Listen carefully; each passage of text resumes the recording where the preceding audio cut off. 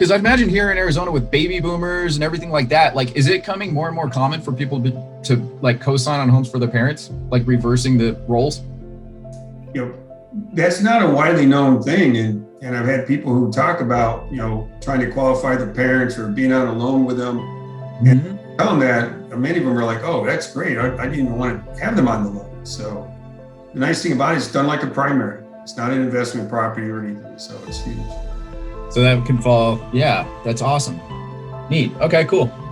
So yeah, I'm pretty much done with the loan stuff, which is, kind of boring, to be quite honest. I've been doing this for a long time, and I'm sure as a realtor, you're going to talk to your loan officer, whoever that may be, and hopefully they're knowledgeable in all the different loan.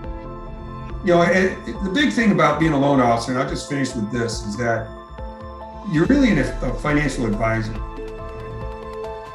My point of that is you have to understand an individual situation. I mean, I'll ask for information on someone's assets, even if they have a 401k. It doesn't mean they're gonna use that 401k, but maybe they will. Maybe tell them they could usually take up to $50,000 loan, depending on the program and what kind of 401k it is. Helps them get in a house that they can pay back when they sell their current house, as an example. It's nice to know if they have that ability. I can give them that information. So the key there is educate the borrower so they have all the information to make the best decision for themselves. That's really the focus of what every loan officer should be doing. Yeah. So when it comes to that, it obviously, the more information, the better for you, even if it might seem extraneous or very like, well, you don't need to know about this. It may just impact the type of loan that might be best for them. And it really is beneficial for them. Like, it could save them money, different down payments, different interest rates, right?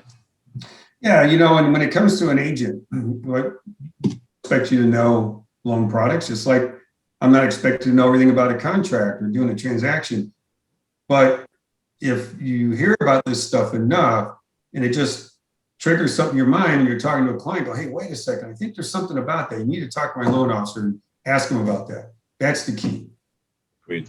You're not going to be educating your borrowers on products, but you might want to at least, say, hey, that's something you might want to look into. Yeah, but we realtors, we walk in, we're expected to know everything. We're AC people, we're landscapers, we're lenders, we're escrow officers.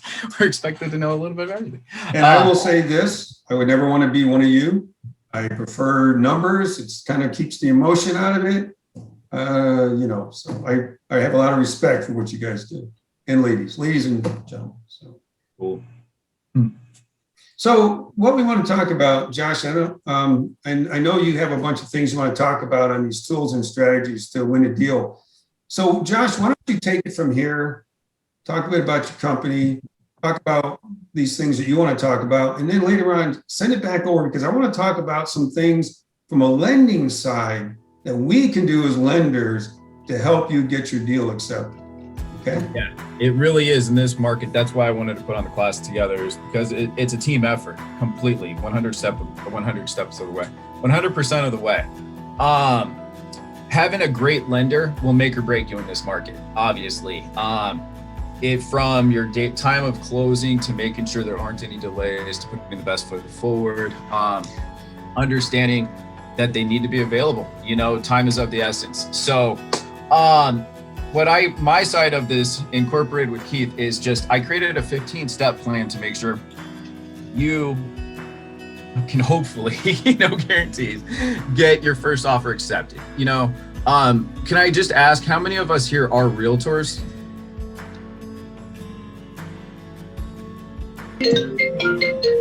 I can't see hands or several. I am. All right.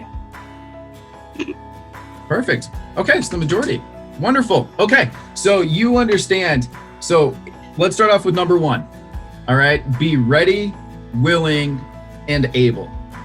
All right, in this market, being ready, willing, and able, I mean, hitting all three of those. Okay. How many of you have experienced a hesitant buyer in this market? And unfortunately, because of that hesitation, you also might learn some lessons the hard way. It might take 48 hours to submit an offer. They might say, well, can we have 2 or 3 days to think about it? it's all those things, right? So having that ready, willing, and able conversation and just laying that foundation right off the bat. And it's up to you if you want to take them on or not after that fact, right?